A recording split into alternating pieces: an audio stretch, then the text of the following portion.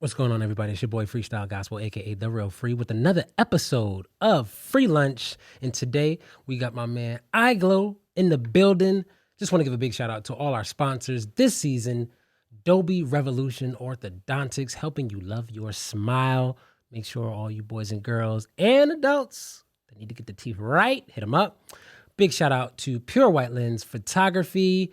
Make sure you hit the link in every episode description to reach out and connect with our sponsors. Also, big shout out to Frii Branding LLC. The best version of your brand starts right here. And shout out to my man, Ro Miller over at Track Major Productions. For all you indie artists out there trying to find that unique sound, link in the description of every episode. Track Major Production. Yo, without any further ado, it's my man, iGlow. There. Yeah, he got it. He got it. He took his time. Paced himself, and I was looking at him. I was like, I took the mad extra time. hey, take as much time as you need, man. Oh, man. Glow in the building. What's good, my guy? How you doing, sir? What's going on, man? Man, a long week. See. Tough week, man. Successfully going through is what I calls it. That's good. But you have recently, or I mean, not so recent maybe, but you've left the general local area. Yeah. So it wasn't as easy for me to get you back here. Right. Yes. Yeah, I think you reached out to me Eons ago, but let's move past that. Yeah. Doesn't matter, neither here nor there. Yeah. It's like 10 years ago. Anyways, but yes, iGlow. For all the people or the audience members that do not know you, not familiar with you, just please give a quick blurb about yourself, man. Let the people know what you do, who you are, who you be, whose you are. Oh, okay. Whatever. I was get possessive. Okay. So I'm a child of the Most High. All right.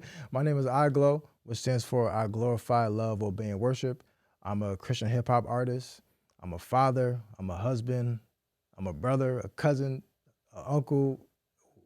I am wherever I need to plug in. That's who I am. You know what I'm saying? This is your sister-in-law, baby cousin Tracy's nephew right here. Exactly. Y'all. I do know somebody named Tracy too. That's crazy. You see what I'm saying? So yeah, all right. We're on the spot, man. So yeah, man. So I'm just happy to be here, man. This is fire. So where did you relocate from Connecticut? I went to P. Pablo, man, North Carolina, man. You know what I'm saying?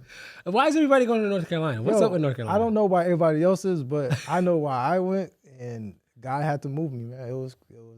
I don't know if you want to go in that direction, because that's a whole supernatural. Bro, we're in the living room on the sofa, bro. Okay, all right, we can do it. Look, I don't do interviews on my podcast. All right, I do conversations. Okay, you know what I'm saying? Let me relax. That's why you ain't get a script before you came on the show. Okay, I got you. I understand. So I'll try to make it in a nutshell. So I mean, yes, please, by all means. Okay, so give me the abbreviated version. It was probably like the end of the year. I'm gonna say 2021. When I had my son. I had my son in 2022. Time was flying by. So I think it was end of 2021. We were at church one day, and as I was in the cathedral, I was standing around for praise and worship, and then it was weird. It was almost like I'm in church or worshiping, standing around, and then all of a sudden it kind of felt it felt different. It was weird. It felt different, and it really stuck with me. I was standing around, looking around. I was like, I don't know what's going on, but it don't feel right. So. Like gassy stomach? No, not like indigestion. You know what I'm saying? Not physical, not like a physical, but more like something's off in the atmosphere. I don't know if it's me or what, but so I was telling my wife about it, and I was really we were really praying to the Lord about the whole situation, and kind of find out it was like God was telling us it was us, but it's because it was time to go. So once I came to that conclusion, it was kind of hard, because our plan was, listen, in another few years, we're about to make some money. We're gonna move to Shelton. We're gonna buy one of the houses on top of the hill over there, and we're gonna coast. You had the plan. No, the plan was already laid out. So and then God came along and was like, scratch that. Okay, we're moving. But then it got to a point where it hit me I think he means out of the state, and I was like, I'm tired of moving. Total in my life. Yeah, bro. From when I was born, I moved 21 times. Talk about it. You sound like me, 21 bro. times, bro. So I was like, I'm tired of moving. Once this next house is our last one, and next thing you know, it's time for a change. So long story short, that was the end of 2021. The beginning of 2022, me and my wife trying to figure out where we're going to go. So she threw out Charlotte, right? So at first I was like, I don't know about that. But because she has a friend that lives down there, and she went there a few years prior to go check her out because her friend had bought a condo out there. So at first I was like, I don't know about it, but then I was like, you know what? Whatever. Like, let's just try it out. If we can go, and if it ain't it, we just check it off the list. I'm like, all right, we tried that place. That ain't it. Let's see what else. Yeah. So I ended up getting time off from my job. So we flew down there, right? Then we were there for a week. And like literally, like the prayer points that I had was, okay, when you move down there, I want us to be in a situation where our kids have a good school. I want a house. We don't want any loans or mortgages. We want to pay it out cash. So we want to stick it within the budget. I want to be able to still do music and get connected down there. And my wife, she's a financial coach. So like, okay, for her, we want to still be able to do her business. We don't want to just scrap it when we move down there. So that 1 week, a whole bunch of crazy stuff started happening. Like literally stuff was just like every day it was something different that was our requirements. So I was like, yo, this is crazy. But you know what? Yeah. I'm not gonna get too excited. We're gonna go home, and then we're gonna, you know what I'm saying, we go from there. So we went home. I went home. And that night when I came in that night, the following morning I had to go to work. That night I had a dream that I was looking at houses. So it was like I was like pointing them out in the dream, like, no, that's not it. That's not it. Like that's how the dream was. And I woke up from the dream, I was like, they know this is the dream I had. I don't know what that is, but whatever. Yeah. The following night, I had a dream. It was pitch black. Sound like Martin Luther King. It was pitch black in my dream. From the distance, a word came forth, and it came all the way up to the front of my face like this, in cursive letters, blue and glitter. It said Charlotte, in cursive, glitter and shining. That was in the dream. That was in the dream. God dang. Then I woke up from the dream. I looked at Danielle. I was over. I was like, well, I guess it's Charlotte. So we gotta figure it out. Yo, you know what's crazy about that is that, I mean, one, anybody knows, like, so our listener base in the platform just for the show in general is really about entrepreneurs across all spaces, whether artists or entrepreneurs in business, who are trying to balance the vision of that, family and faith. That's the convergence of those three things is the essence of our platform. Okay. And anytime someone on the show talks about like a major shift or move in their life, obviously family is a big concern. Yeah. Right? Definitely. Because as individuals, at least those of us who are individuals of big vision, like if it was just us, we get up, move, turn on a dime, whatever it is, really. Yeah. But we usually end up having this collateral piece of our families that we consider, and so making decisions is tough. Yes. I've never been the type of person that like got dreams of things, right? Yeah. And so for someone like me, it's a bit harder to kind of discern if something's like divine. It's not to say that I don't get some kind of signal or clue, right? Yeah. But like case in point with, a couple years back, my vascular surgery and like blood clot, you know what I mean? Like I had a whole rib removed. I'm like, okay, that's the way God talks to me, I guess. I gotta be like physically. Yeah, that's hilarious. I gotta be physically put in a box, like otherwise.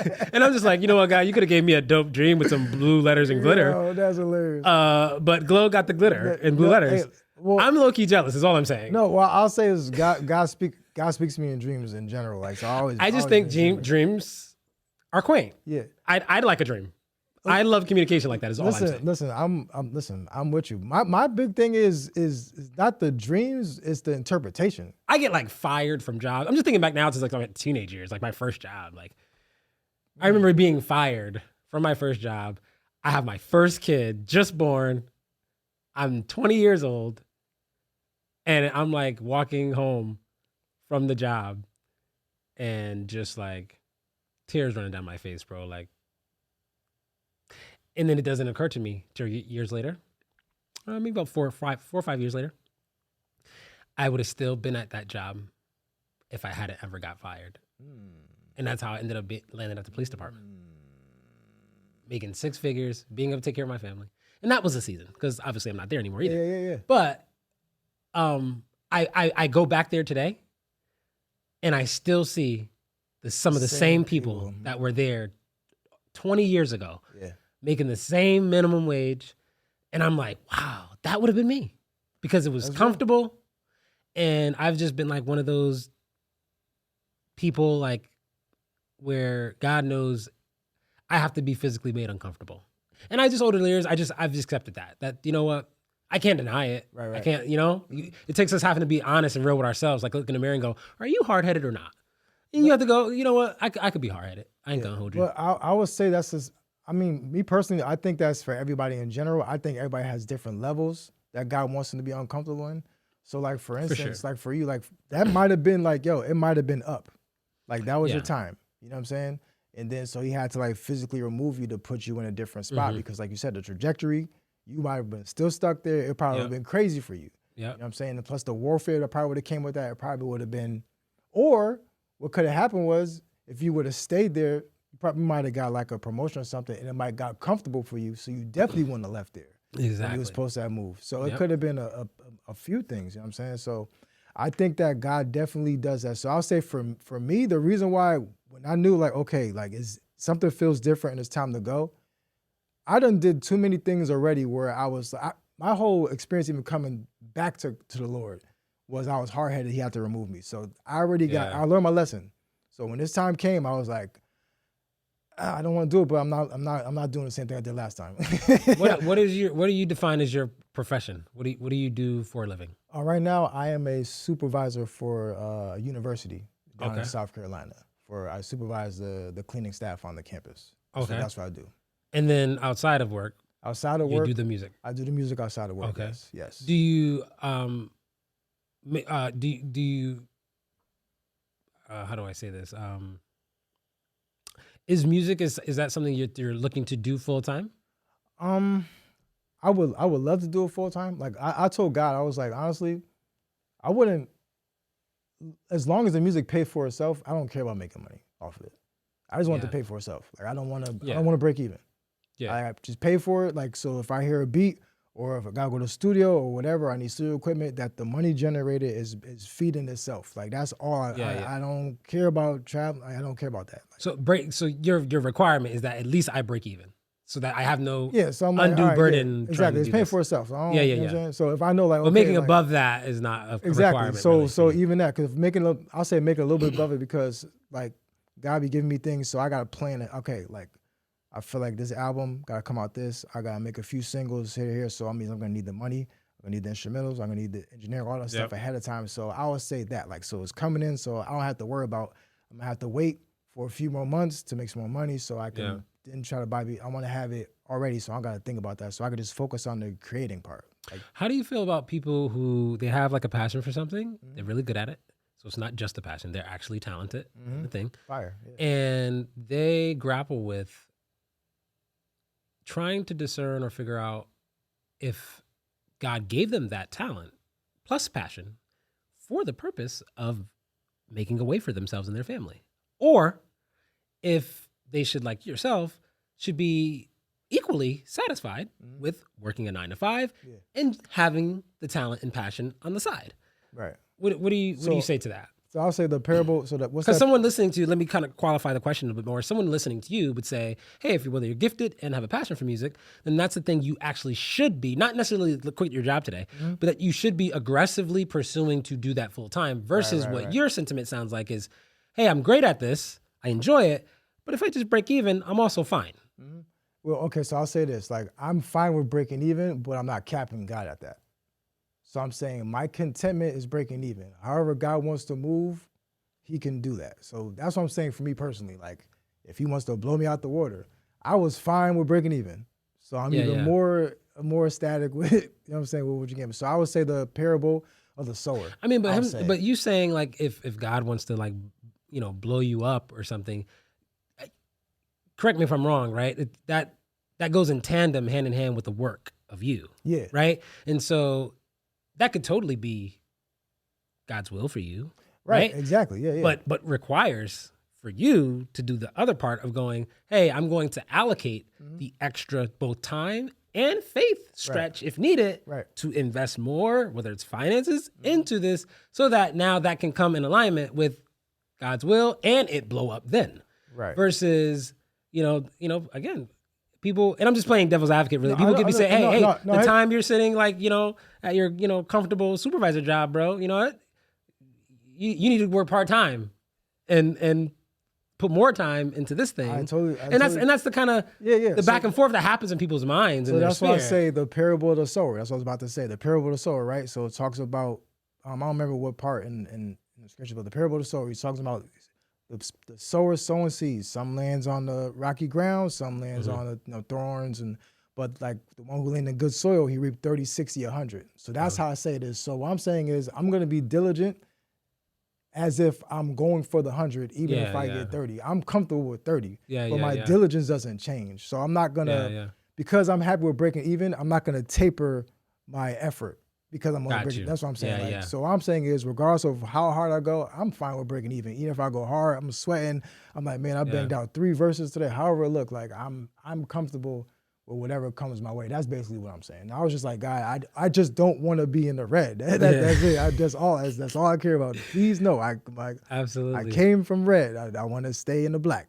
You know what I'm saying? When you're kind of exploring all the various aspects of the gifts that you have, or just working the 9-to-5 job, for you, historically speaking, what is it that makes iGlow uncomfortable in his world, in his day-to-day life?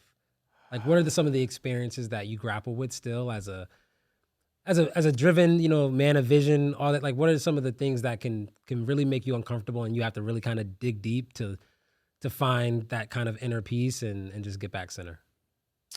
I am a very, what's the word I'm looking for?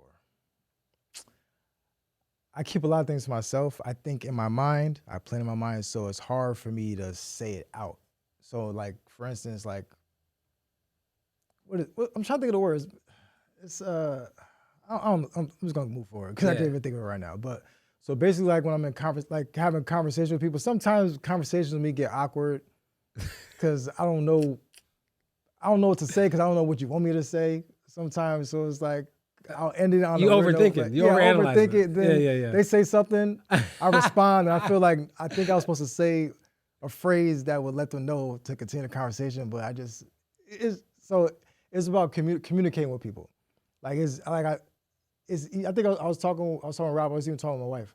Like when I get on stage when I rap around the booth, it's easy because it's like you're like a different person. I'm a totally different person. Like it's not. He is, ladies and gentlemen. It's not even up for debate. Like I'm not Look the him person up. you see. iGlow. Get up there on all listening platforms right now. He's an entire the person you see on this video right now.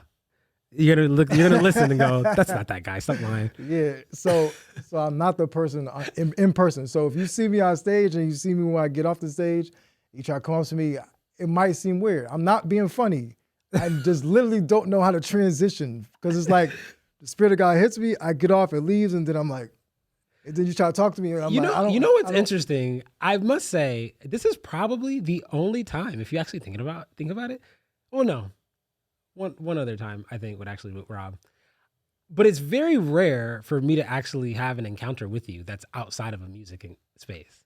Interesting. And I will say, having you here today in this context is literally like night and day. It really is. It's night and day. And that's why I say some people. Not in a bad way. It's just, it's different. No, it is. That's why I say to people, I'm literally not doing it on purpose. I'm literally trying to figure out what's going on. Like, you know what's going on. I don't. You know what's going on. If you ask me a question I should know, I don't know how to convey it to you properly. So give me a little time. Give me a little time. You know what I'm saying? So I think that's the biggest thing. Because even knowing what to say in a situation, like, okay.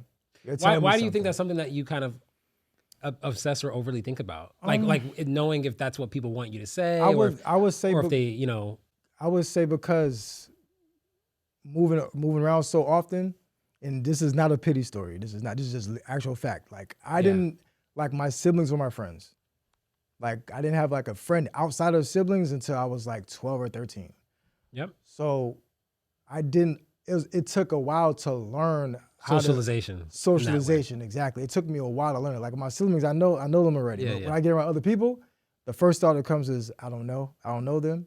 This is unfamiliar. Yeah. I know I got to sit in this classroom for another 9 months with them. How do I seem yeah. cool? Is this all right? Does my breath stink? Do I need to, like, I think of Yeah. all these things. So it's like, I Yeah, have that to could be like tough. literally get to a point where I'm not thinking about it Yeah. to be able to, just to be Wow. free. You know what I'm saying? And even After hearing that, man, I do have pity for you. No, I'm just joking. No, but that's real. I had a similar like just upbringing experience. I'm just moving a lot.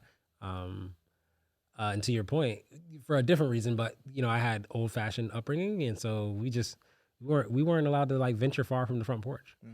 You know, so I didn't really have a clear scope of the neighborhood.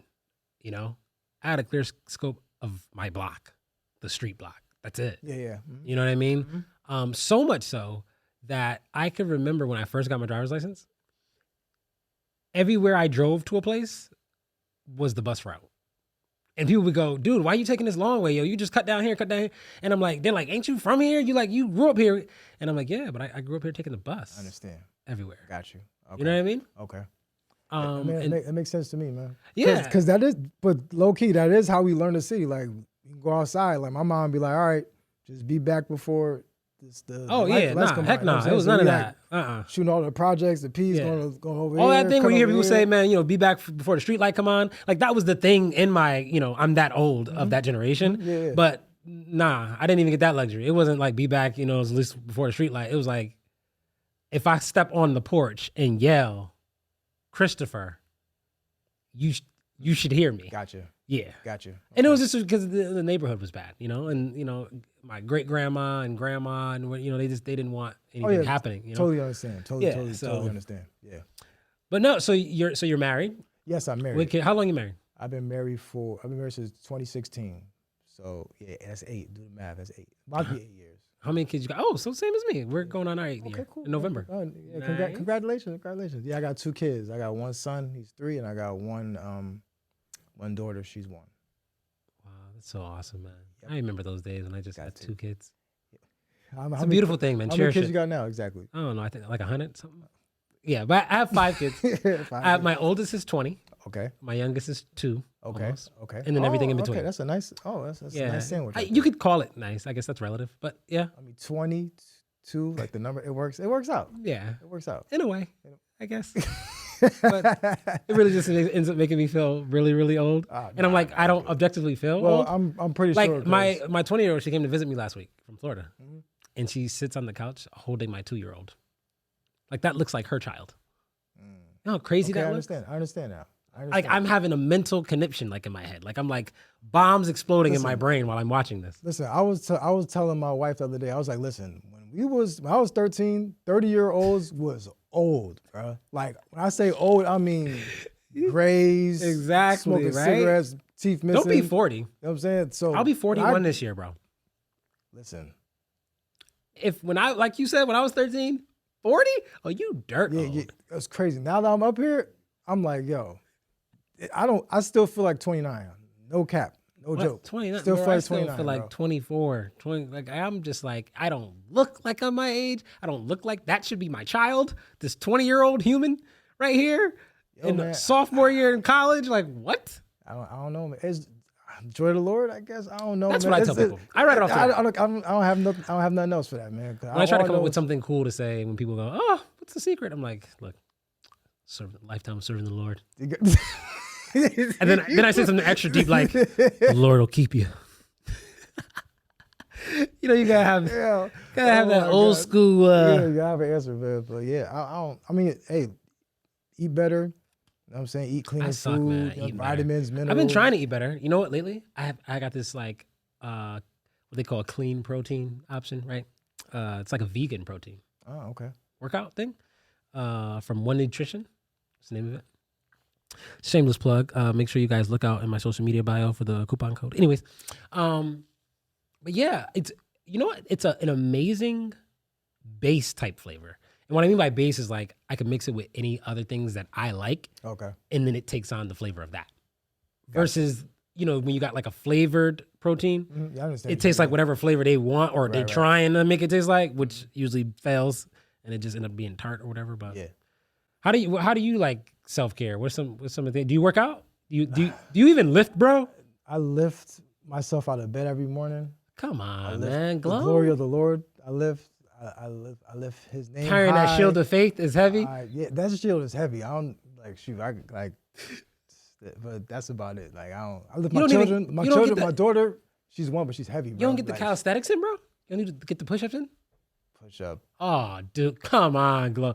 Dude, you're like dude, you can't be my hip-hop superhero, bro. And then you telling me all this. Ain't that what they say? You're not supposed to meet your heroes? And they're like, God dang, bro. I'm sorry, man. All right, I don't want to know anymore. Something it could change tomorrow just for today. No, man. Not at all, man. You know what I'm saying? It's like, I'm around people that work out. I work out by association. Listen, I need you pursuing the health gains, bro.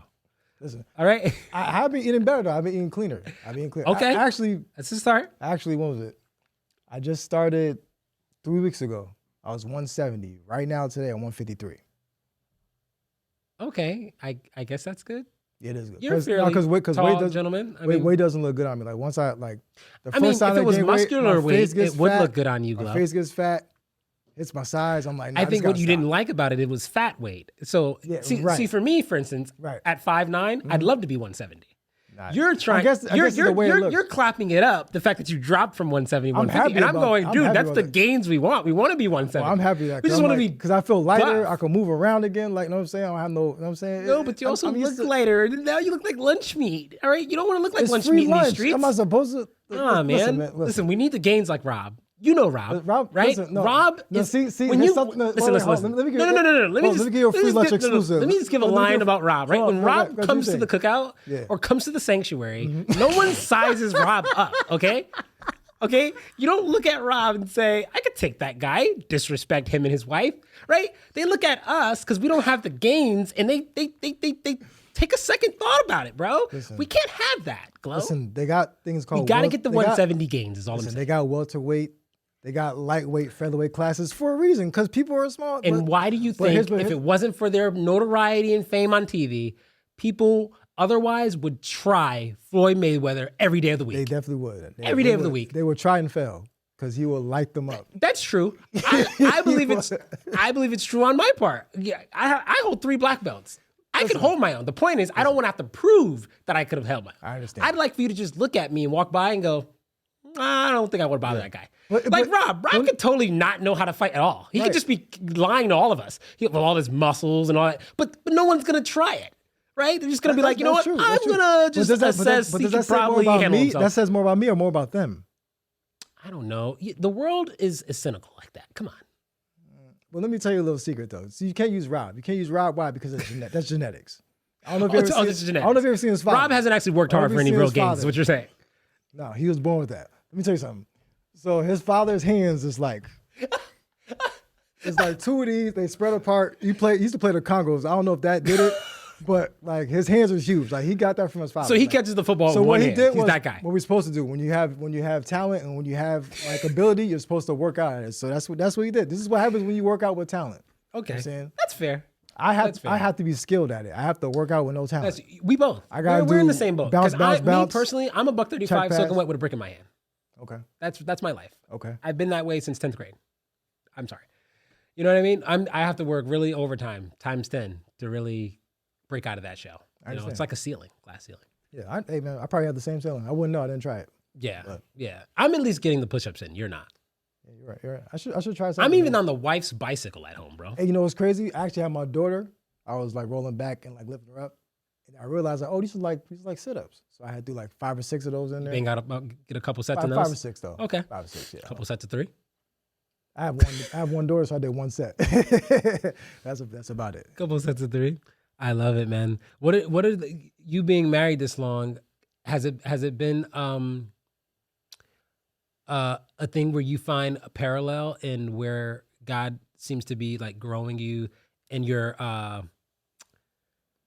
you know how you can have like, some people say this phrase I've been hearing a lot lately. They say like 2 things could be true at the same time. Mm-hmm. Personally, I hate every time I've heard it because I think most people end up using it as like a scapegoat. I mean, technically 3 or 4 things could be true at the same time too. Yeah, right? Like I'm like a million things could be true at the same time. What are you saying, right? Yeah. Anyway, but do you find that your marriage over the last 7 years or so has been characterized by a synonymous experience of you having personal stretching moments of growth and development, as well as growth for your marriage as an entity its own? Or for you, do you find it hard to kind of any longer since married even decipher personal growth from marriage growth? Like, you know how the two become one, right? And so some people, they can fail to even see where there's personal growth to do. And then even when it's being done, they can fail to even bear witness to it and appreciate it because they just see the us, which I think is for a good reason. But what's been your experience? So I'm gonna say this revelation God gave me, and then I'm gonna pivot it to my life. So get deep on us, bro. He showed me Give him the free lunch. What everybody knows, but like he showed me basically that the scripture says, "Husbands love your wives like how Christ loved the church." Right. So Adam and Eve was supposed to be a picture of Jesus and his church. So when you see a man, he's supposed to be the figure of Jesus, and you see a woman, she's supposed to be the perfect church. That's how we should be operating.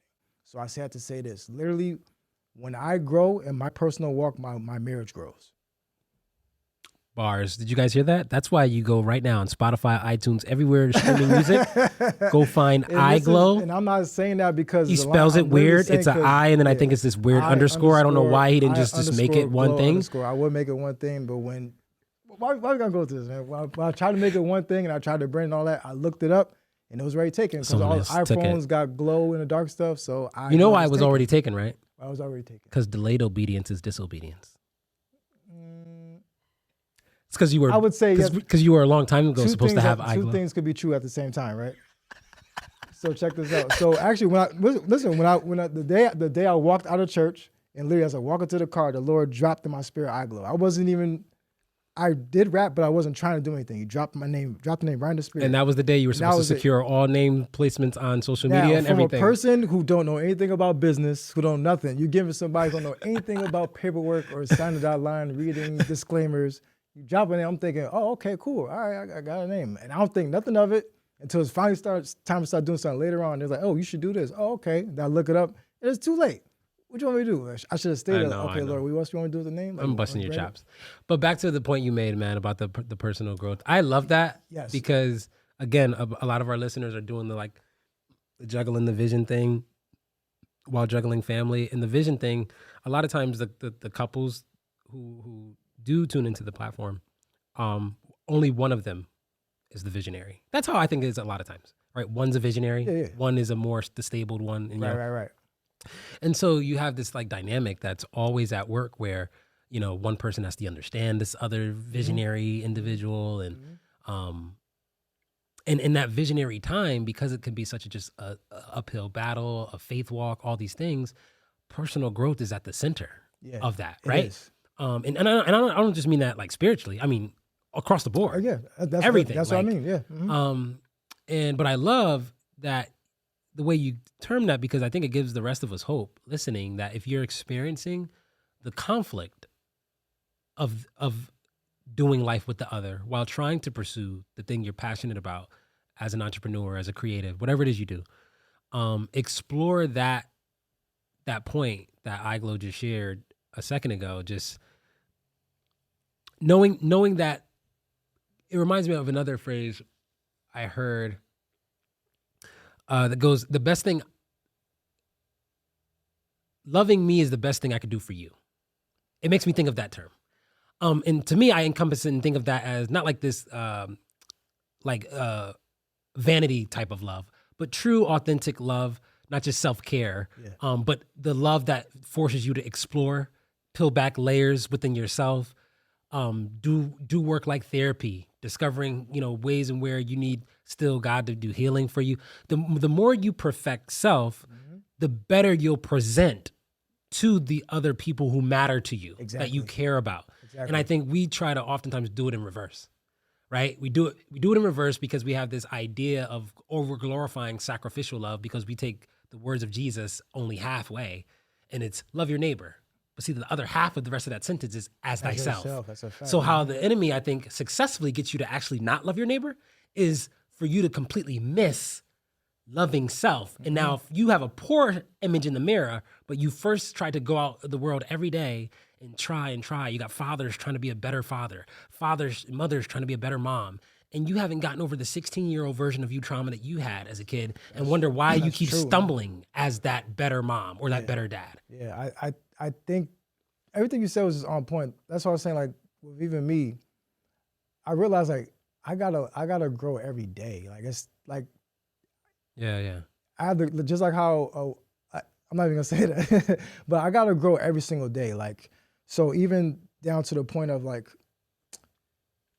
let's just say, even me understanding myself to help my wife better understand me. Like if you ask me, facts. If you ask me to do something and then I get irritated with you and you say why you saying it like that, I'm gonna tell you like don't bother me. What I'm really saying is I don't know. Why are you asking me that? That's what I'm really saying deep down inside. So the whole point is I have to learn myself.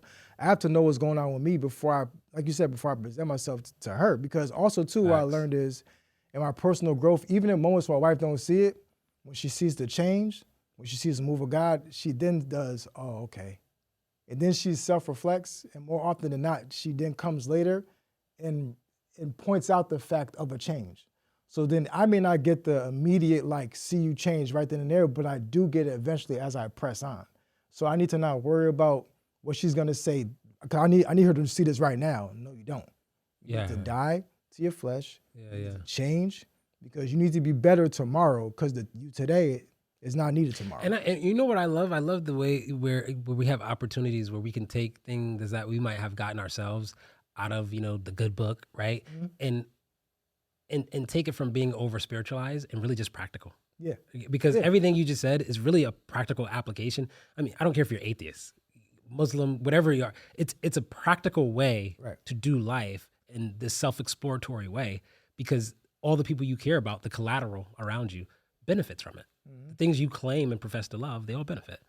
And so, man, I think, for me, I'm getting better with, because I could also be embarrassed by the revelation of areas I still have to grow, because I'm such a perfectionist. And so when I discover another area where I'm like, I got to work on that, it could be kind of shameful. And then I could sometimes struggle being forthcoming with sharing that new revelation. Yeah. It's because now, like, especially once you share it out your mouth to someone else, namely your significant other, you got to walk in it now because you've said it, right? It's there. It's like, it's more real. And I think a lot of us other, visionaries out there, that road is great for doing that, man. That visionary pathway, because it's so tough, it is one of the greatest, probably, and beautiful nightmare characteristics about it, is that you will, if you don't know it yet at the beginning of your entrepreneur journey, by the end of it, you will absolutely know yourself way better. What you're capable of, you'll know that. Mm-hmm.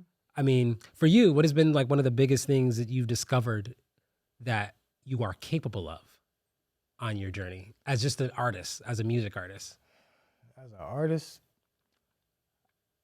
because I came from not speaking up and being quiet, and people, like, to this day, like, they'll see me talk in front of people, they'll pull me to the side or they'll say to somebody else, I didn't even know Brian could talk. I didn't know Brian can talk. So the biggest thing for me So what was that like for you? Like the very first time you actually presented yourself in a public space with this music, like were you like palm sweaty mom spaghetti type? Yes. Let me tell you, man. So moist underwear and everything? No, that's going a little too far. So I was at summer camp at my church, right? I was at summer camp, and I already was making music on the low. Like Rob knew, Ralphie, shout out to Ralphie, you know what I'm saying? Ralphie knew, and I think somebody else knew. A few people knew, right? So when I was at summer camp, they had a party night, like the day before we were supposed to leave. So what happened was, I was there, and I was feeling the impression, like, yo, you got to do a song. Like, you got to do a song, right? So I was like, it's a party. So I'm like, okay. So I actually stepped to the engineer. I think it was Johnny. I stepped to Johnny. I was like, Johnny, I want to do this song. Okay. So I gave him the track. Johnny from KLCC? Johnny from KLCC, yeah. Okay, shout out to Johnny. Shout out to Johnny. My man? J Fingers, man, you know what I'm saying? So Vargas? I gave him Vargas, man. Yeah, man. So So you put the track on. So I go, because it's upstairs. So I go downstairs to the platform where all the kids are. Mm-hmm. So there's 200 kids. So 200 people in the Wow. room. The first time I ever performed in front of anybody. Wow. 200 people. That's crazy. So I do the song. And I'm like, whew, that was over.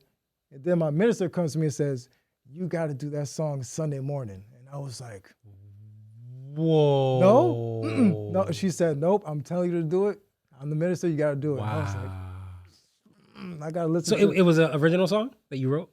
No, it was to an industry beat, but I made that. No, but the lyrics. Oh, yeah, the lyrics is mine. Yeah. So I went from literally in 2 days, Thursday, Friday, Saturday, I went in 3 days performing in front of 200 to 1,500 people. That's insane, dude. Crazy. And like I said, I was nervous the whole time. But once I got up there, they let me put my hat on. I snuck it in there because, they put my hat on the platform. As soon as that happened, I just did the song, didn't think nothing about it. And after I sat back down, my heart was still like... became the avatar once the hat came on. Yeah, basically, put the hat on. Depending on what kind of hat. You know what I'm saying? You could, but I sat down, heart was racing, feet powdering, nervous. I was like, yo, I just performed in front of 50 Speaking of hats, people. make sure y'all look for that I Know hat that he got up there. Yeah. Listen. Hit up the merch. Hit up the merch, man. I'm gonna say at the end. We gonna get all that. Yeah. I know. But yeah, man. So like, it's funny because like I said, I got something to say that's actually good. Like, that's great. Because I mean, to be real, plenty of people have the skill of rapping and know how to put words together. Yeah. But like, people want to hear me. What I gotta say. That's That's crazy. That's still crazy to me to this day. Like, do you feel like you're somebody who makes your music for people that who don't share your faith or the views that you share, or do you think you make your music more for people that share your views? Like for me, for instance, like when I did, make music and I was, more actively into that. Lyrical assassin. I think I made what? Lyrical assassin, man. I think I made music for myself. Like I tried to always like visit that question and go like, who am I making this? Like, who's my target audience? And I think every time it's myself, even to the point where, Ro, Ro, he he's produced almost all my music. Because he's been in the industry for a long time, he'll be like, this is what's, relevant in the industry, this type of sound or like whatever, we'd be arguing in the studio and I'd be like, I don't care what everybody else wants to hear. Like, this is how I want it to sound. Right. He's like, yeah, but that's not, you're never going to get on like that or we're not going to be, and I'm like, but I want to make music that I like, not music that someone else, if someone else likes it, great. Right, exactly. Yeah. I would say that's how I started off. I started off like that. I started off making music. Actually, I didn't realize it until a little later, but I was making music for myself. And also I was making music for myself in my teens. Like that's who I was rapping to. Then after a while, it got to the point where I was like, okay, like I'm now making music for everyone with my view. Now I make music, whatever comes out. I'm at the place where I'm like, whatever comes out, that's what I'm gonna do. And I just leave it in God's hands, however that flow, man. You know what I mean? Yeah. So I went through like a transition. So now, not only do I just whatever comes out, so it could be I could make a song today just a testimony. Yeah. Or I could just tell you like what's on my heart at the moment. Or I can make a song about my wife. Yeah. You know what I'm saying? Like whatever, like at that whatever, I just do it. I don't put a cap on it. Yeah.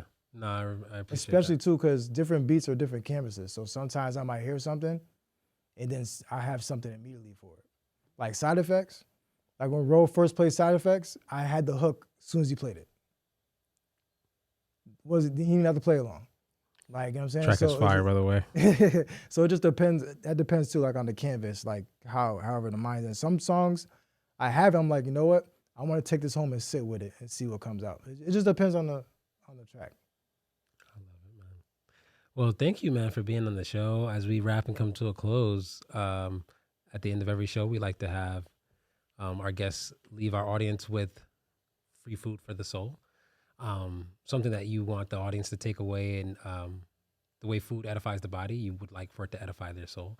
So it could be something that you already said on the show, or it could be an entirely new thought. Either way, we'd like for it to be intentional and of value. And because of that, we'd like you to take your time.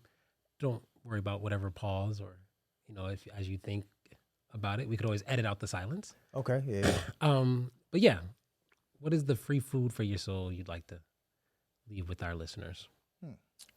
I would say this. Kids came to my mind for some reason, but for people who have children, we don't know who they are. So when I say that, I mean, we have to be very intentional about parenting and making time for them because we don't know what kind of impact they're supposed to have while they're here. And I say the humbling thing is our parents didn't know who we were either. They still don't know who we are because we haven't gotten to that point. So even for you, if you may not know who you are yet. But I say that to say, like, just the care and talking with people and being generous, giving a helping hand if somebody's low, lifting them up, encouraging word, or even a correction. Like, everybody's in a different spot, but we have to have grace to understand that we don't know who we truly are, and neither do you. So I would say just to be quick to listen, slow to speak, and slow to anger, like when you're in a conversation or you're around people or when you're with your wife or your husband. Like, it's about just talking it out and making sure you get into a spot in place where everything is understandable.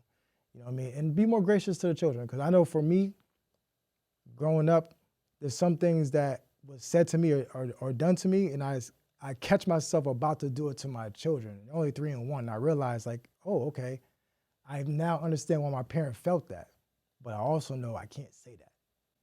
So, Facts. You know what? I forgive you, Dad. Yeah. I forgive you, Mom. Son, please pick that up kindly. Thank you. You know what I'm saying? It's one of those things where the gentleness, to be able to have appreciation and understanding for my parents and forgiving them, even though they might have done a terrible job or even a good job, but still missed the mark, but also not continuing that cycle of doing something out of emotion or out of repetitiveness when giving the actual answer, because not every situation is a cookie cutter response. So Facts.